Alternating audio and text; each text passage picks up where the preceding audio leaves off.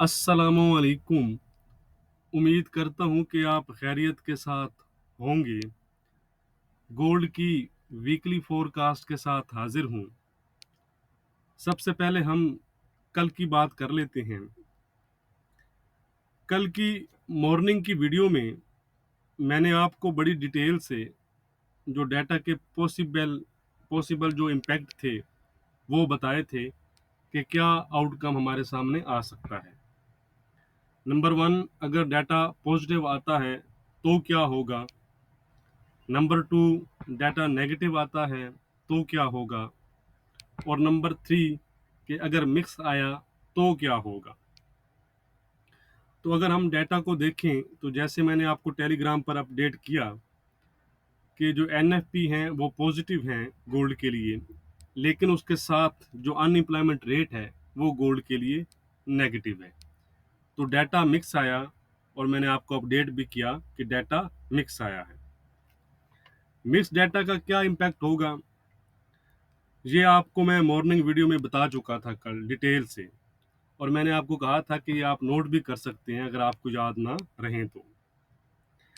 मैंने कहा था कि अगर डाटा मिक्स आया तो इनिशियल रिएक्शन के तौर पर मार्केट थोड़ा वोलेटाइल होकर दोबारा ही सेम और लेस अपने उसी लेवल पर आ जाएगी। आपके सामने गोल्ड इनिशियल रिएक्शन के तौर पर थोड़ा वोलेटाइल हुआ और 1780-81 के आसपास के हाई बनाए, लेकिन दोबारा रिवर्स होकर अपनी रेंज जहां एनएफपी से पहले चल रहा था वहीं आकर उसने अपनी वीकली क्लोजिंग दी। तो ऐसा क्यों हुआ वो मैं आपको बताता हूं। कल जब डाटा पब्लिश हुआ तो एनएफपी जो नंबर थे वो फोरकास्ट से बिलो आए 194 के, 194 के, जबकि फोरकास्ट थी उनकी 488 के आसपास, 488 के पास। तो लगातार आप कह सकते हैं कि दूसरे मंथ भी जो एनएफपी हैं उन्होंने एस्टिमेट को एक अच्छे मार्जिन से मिस किया। कल के जो एनएफपी के ड्रॉप की बड़ी वजह गवर्नमेंट टीचर भी थे यूएस के, जिन्हों की तादाद तकरीबन 144 के आसपास बनती है। तो उनका कोई एक वैक्सीनेशन का इशू वगैरह चल रहा है। लेकिन इसमें जो देखने वाली बात ये थी कि जब पब्लिश हुए डॉक्यूमेंट्स तो जब देखा गया तो लास्ट मंथ के जो नॉन फॉर्म पे रोल्स थे वो रिवाइज हो गए थे। यानी कि जो लास्ट मंथ नंबर आए थे, अगर आपको याद हो तो 235 के आए थे, लेकिन इस जो पब्लिकेशन थी इसमें ये रिवाइज होकर 366 के हो गए थे। यानी कि लास्ट मंथ जो नंबर आए थे 235 के, वो 235 के नहीं थे, वो एक्चुअल में 366 के नंबर थे। ठीक हो गया। यानी कि अगर हम देखें तो 131, 131 के आसपास का हमें उनमें भी गेन नजर आया। तो एक ये चीज भी थी टेक्निकली, यानी कि उसमें पब्लिकेशन में टेक्निकली। और उसके साथ साथ अनएम्प्लॉयमेंट रेट था जिसकी फोरकास्ट 5.1% थी और नंबर फोरकास्ट से अच्छे आए 4.8%। याद रहे कि जो अनएम्प्लॉयमेंट रेट है ये तकरीबन 16 माह के बाद एक लोवेस्ट पॉइंट पर आया है, तकरीबन पेंडेमिक के लेवल पर। इसके साथ एवरेज अर्ली अर्निंग भी थी, मंथली बेसिस पर 0.6% आई और ईयरली बेसिस पर 4.6% आए, जो कि अच्छे नंबर्स थे। अब सवाल ये है कि एक बड़े एनएफपी के मिस के बावजूद गोल्ड में रिकवरी क्यों नहीं आई। एक तो वजह मैंने आपको बताई।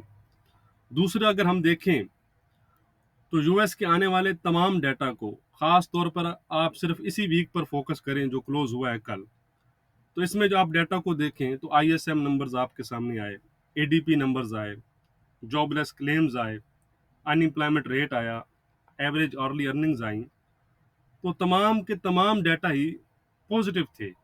यूएस के तमाम डाटा पॉजिटिव थे, सिर्फ कल के एनएफपी के अलावा। तो मार्केट अभी भी ये समझती है कि इस मिस के बावजूद जो जॉब नंबर्स हैं, एनएफपी हैं, वो एवरेज के लिहाज से अपने ट्रैक पर हैं और ये नंबर ऐसे नहीं आए या यानी कि मामला इतना रिवर्स नहीं हुआ कि वो जो फेड के माइंड को चेंज कर सकें। क्योंकि ओवरऑल जो तमाम चीज़ें हैं वो फेड के टारगेट की तरफ ही जा रही हैं, ऑन ट्रैक हैं। और मार्केट फ़िलहाल ये समझती है कि नवंबर में जो फेड की मीटिंग है, उसमें टेपरिंग के स्टार्ट होने के चांसेस अभी भी काफ़ी स्ट्रॉन्ग है। ये चीज़ मैंने कल आपको फंडामेंटली भी बताई थी कि फंडामेंटली जो है अभी डॉलर वो काफ़ी स्ट्रॉन्ग है डॉलर। अगर नवंबर की मीटिंग से पहले या आप कह सकते हैं अक्टूबर में कोई वीकनेस शो करता है, कोई करेक्शन में उसमें थोड़ा-सा इंक्रीज़ आता है आपको, तो याद रखिएगा कि डॉलर को investor as a buying opportunity देखेंगे अगर उसमें कोई वीकनेस आती है, और वाइस वर्सा गोल्ड में ये चीज़ें हमें देखने में आ सकती हैं। तो इशारा काफ़ी है। ठीक है जी, तो याद रहे कि मैं बताता चलूँ कि जहाँ हम इंट्राडे की बात नहीं कर रहे, हम वीकली या एक लॉन्ग टर्म वीकली यानी कि पोजिशनल ट्रेडिंग की बात कर रहे हैं, तो इस चीज़ को आपने नज़र में रखना है। तो चलें जी, कैलेंडर देखने से पहले मैं बताता चलूँ कि डिस्क्रिप्शन में मैंने आपके साथ एक लिंक शेयर किया है। इस पर क्लिक करके आप एक लाइव ट्रेडिंग अकाउंट बना सकते हैं मेरे सजेस्टेड ब्रोकर के साथ। तो टेलीग्राम पर भी ये लिंक शेयर किया है मैंने। बाकी तमाम तफसीलात मैं आपको जल्द एक वीडियो में बताऊंगा। तो ज़रूर ज्वाइन करिए, मेरी टीम का हिस्सा बनने के लिए आप उस पर लाइव अकाउंट ज़रूर बनाइए। और वो उसकी मैं तारीफ़ें करूं तो वो और बात है, वो खुद ही आप जब उस पर आप करेंगे तो आपको चीज़ें खुद ही क्लियर हो जाएंगी। चलें जी, हम कैलेंडर पर चलते हैं। तो नेक्स्ट वीक के जो डाटा हैं वो देख लेते हैं। अगर हम मंडे 11 अक्टूबर की बात करें तो कोई ख़ास डाटा नहीं है। कनाडा और यूएस में बैंक हॉलीडे है। ट्यूसडे 12 अक्टूबर को अगर हम देखें तो जीबीपी के यानी कि यूके के कोई जॉब नंबर वगैरह हैं, जर्मन का इकोनॉमिक सेंटीमेंट है, यूएस के जो जॉब ओपनिंग है, एफओएमसी मेंबर क्लेरिडा और बोस्टिक स्पीक है, और 10 ईयर बॉन्ड ऑक्शन भी हैं। लेकिन कोई ख़ास इतना है नहीं। वेडनेसडे को अगर हम देखें तो यूएस की साइड पर जी, हाँ जी, यूएस की साइड पर सीपीआई नंबर्स और कोर सीपीआई नंबर्स हैं, जिन्हें हम इन्फ्लेशन नंबर्स कहते हैं। तो ये डाटा इंपॉर्टेंट रहेगा। और उसके साथ साथ रात 11 बजे एफओएमसी की मीटिंग मिनट्स भी हैं। तो वेडनेसडे आप कह सकते हैं कि इंपॉर्टेंट रहेगा नेक्स्ट वीक में। और ख़ास तौर पर सीपीआई नंबर और उसके साथ जो मीटिंग मिनट्स हैं, ये क्योंकि वो पब्लिश करते हैं अपना एक मुख्तसर रुदा जिसे कहते हैं कि लास्ट मीटिंग की, तो इससे भी काफ़ी सारी चीज़ें क्लियर होंगी जो हमें नेक्स्ट मीटिंग यानी कि नवंबर के लिए हिंट मिलेंगे। उसके बाद थर्सडे को अगर हम देखें तो यूएस की साइड पर पीपीआई और कोर पीपीआई नंबर्स हैं, एज यूजुअल अनएम्प्लॉयमेंट क्लेम हैं, और उसके अलावा एफओएमसी मेंबर बार्कन स्पीक है और क्रूड ऑयल इन्वेंट्रीज है। फ्राइडे को यूएस के को रिटेल सेल्स नंबर और रिटेल सेल्स नंबर्स हैं, इसके साथ मैन्युफैक्चरिंग इंडेक्स भी है एम्पायर स्टेट का, और इंपोर्ट प्राइस वगैरह, और मिशिगन कंज्यूमर सेंटीमेंट्स वगैरह भी हैं। और रात को एफओएमसी मेंबर विलियम स्पीक भी है। लेकिन ओवरऑल एक वेडनेसडे इंपॉर्टेंट रहेगा नेक्स्ट वीक में, इसको फिर हम इंट्राडे में कवर करेंगे। तो चलें जी, हम चार्ट पर चलते हैं। और एज यूजुअल सबसे पहले हम डॉलर इंडेक्स और बॉन्ड यील्ड्स को देखेंगे। ये है जी डॉलर इंडेक्स का चार्ट मेरे सामने। अगर आप देखें तो अभी भी उसने 94 के ऊपर ही क्लोजिंग दी है। तकरीबन 93.65 के आसपास के लो बनाए थे उसने, जो उसका अच्छा सपोर्ट एरिया है। लेकिन दोबारा से रिकवर होकर 94 के ऊपर ही उसने क्लोजिंग दी है। तो अगर हम देखें तो ये हमारा चैनल है जी, जिसको हम डिस्कस कर रहे हैं कुछ अरसे से, और इसी चैनल में ही फिलहाल मूव कर रहा है। तो मेन हर्डल इसके लिए अब ये वाली आप कह सकते हैं कि रेजिस्टेंस लाइन भी है और इसका ये एरिया भी है। ये बनता है 94 50 55। इसको अगर ब्रेक करता है तो वो 94 74 के आसपास तक जा सकता है, इस एरिया तक। ठीक है जी, ये जो एरिया चार्ट पर आपको नजर आ रहा है, ये अगर ये वाला एरिया अगर ब्रेक हुआ तो फिर हमें मजीद अच्छे लेवल इसको डॉलर इंडेक्स में देखने को मिल सकते हैं।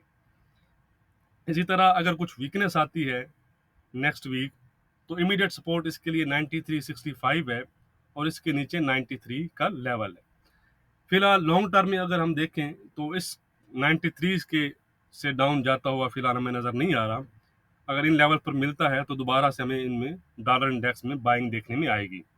यानी कि जैसे मैंने आपको बताया है कि इसमें अगर वीकनेस आई तो उसको एज ए बाइंग अपॉर्चुनिटी ही देखा जाएगा। तो इसी यानी कि चैनल में जो है वो मूव कर सकता है। फंडामेंटली अभी भी डॉलर पॉजिटिव है और चार्ट पर भी आपके सामने फिलहाल पॉजिटिव है। ये हैं जी यूएस की 10 ईयर यील्ड्स।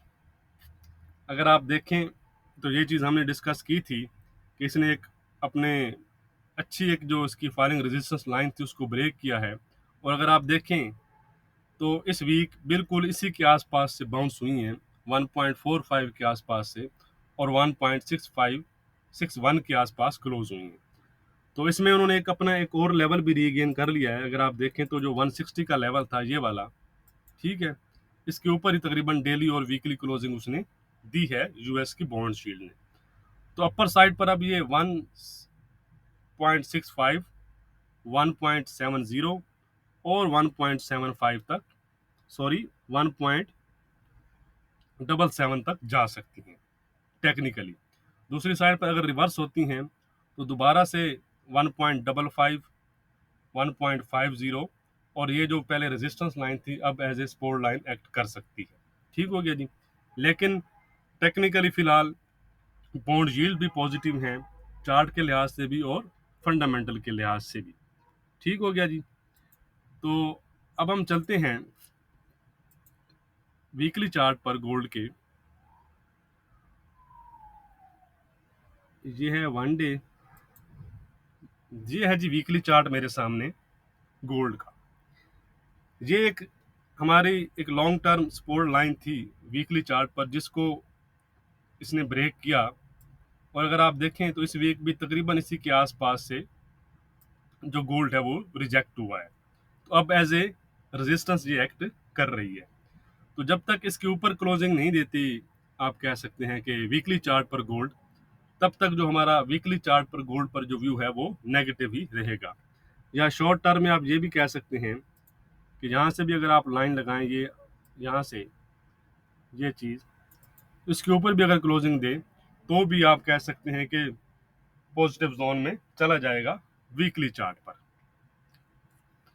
एंड पर हम कंक्लूजन भी निकालेंगे, याद रखिएगा, सिर्फ अभी हम चार्ट को देख रहे हैं।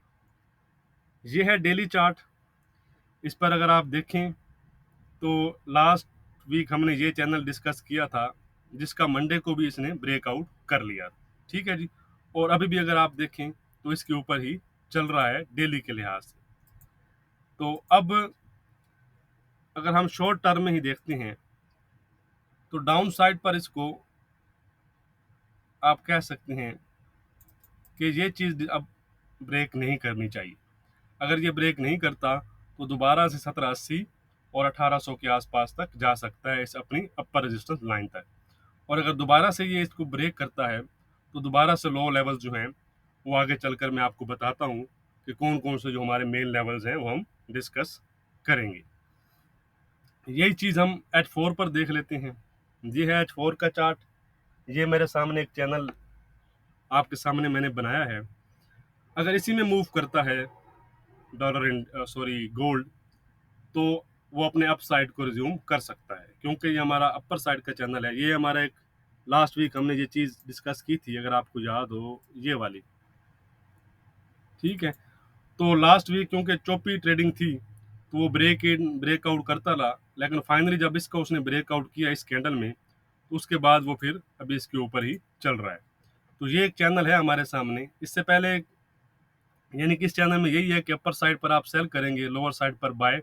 लेकिन अगर इसका ब्रेकआउट किया इसने तो दोबारा से 1745, 40 और 1720 के एरिया हमें देखने को मिल सकते हैं। और अगर इसी एरिया में ट्रेड करता है, इसी चैनल में ट्रेड करता है, तो दोबारा से हमें 1770, 1780 और इवन 1790 के आसपास के लेवल मिल सकते हैं। एक और चीज़ भी कल डिस्कस की जा रही थी, अगर आप देखें तो ये चीज़ जो थी, ये वाली, ये ये चीज़ थी, लेकिन उसने कल उसका ब्रेकआउट किया न्यूज़ के टाइम पर, लेकिन दोबारा उसका ब्रेक इन भी कर दिया। तो अभी जो चैनल मैंने आपको बताया है आप उसी को फॉलो कर सकते हैं। तो ये हैं जी हमारे इंपॉर्टेंट लेवल, ये मैं आपको बता देता हूँ। गोल्ड क्लोज हुआ है 1757 के पास। तो अब डाउन साइड पर अगर हम देखें तो 1750 से 45 का एरिया है, ये वाला लेवल जो आपके सामने शो हो रहा है। ये अगर ब्रेक होता है तो गोल्ड दोबारा से 1730 के नीचे फिर आपको पता है कि एक जो उसकी एक सपोर्ट है 1720 का जो एरिया है वहां तक जा सकता है। गोल्ड को मैंने पहले भी कहा था कि यहाँ से देखें इसने इस एरिया को ब्रेक नहीं किया और रिकवर हुआ। गोल्ड को दोबारा रिकवरी के लिए आप कह सकते हैं कि इस एरिया को ब्रेक नहीं करना चाहिए। अगर इस एरिया को ब्रेक करेगा गोल्ड 1720-17 के एरिया को, तो गोल्ड 1698-1700 और अपनी मेजर सपोर्ट लेवल ये जो है इसका डबल बॉटम टाइप 1680-76 तक फिर तकरीबन आप कह सकते हैं कि 90% चांस बढ़ जाएंगे इसके नीचे कि वो 1680-76 तक जाए। दूसरी साइड पर इमीडिएट रेजिस्टेंस उसके लिए ये एरिया है 1760 से 63 के एरिया है गोल्ड के लिए। अगर इसको ब्रेक करता है, याद रहे कि हम डेली के लिहाज से बात कर रहे हैं, इंटरडे के लेवल हम इंटरडे में ही डिस्कस करेंगे। तो अगर इस लेवल को ब्रेक करता है तो गोल्ड दोबारा से 1780 के जा सकता है। ये आपको पता है कि हमारा ब्रेकआउट पॉइंट होगा।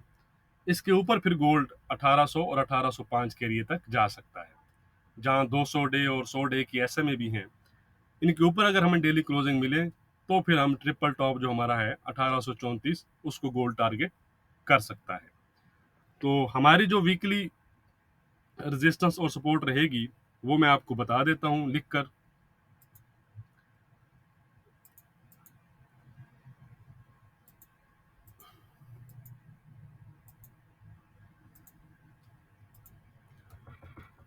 हमारी जो वीकली रेजिस्टेंस रहेगी वो रहेगी 1810 और वीकली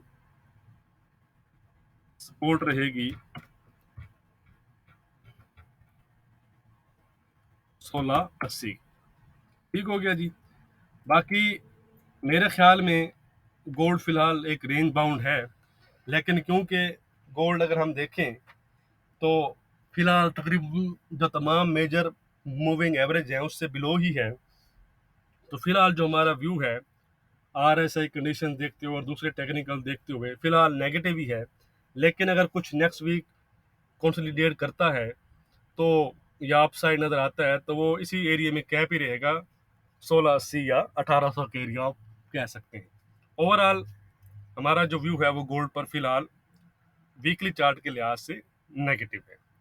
बाकी वीडियो को लाइक और शेयर करना मत भूलिएगा। बहुत शुक्रिया। Thank you.